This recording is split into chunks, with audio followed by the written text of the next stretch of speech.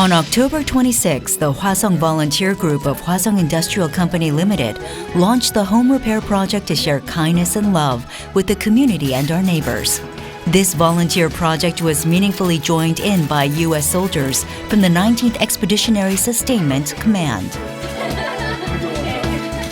Though the project launched that day, volunteers visited the homes of two families living in difficult situations, located in Gongpyeongro and Chilseong시장로 in Bukgu. Practicing the notion of loving my neighbor, the volunteers renovated the families' homes, applied new wallpapering to walls and vinyl to floors, disposed of waste, painted their fences, and so on.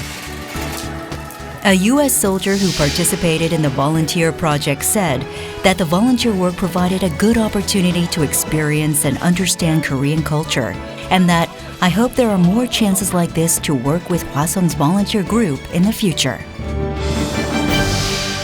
The Hwasung Volunteer Group and the 19th Expeditionary Sustainment Command have been conducting volunteer projects for the local community since 2014. The volunteers jointly completed 11 projects so far, such as sharing briquettes of love and various home repair projects of love.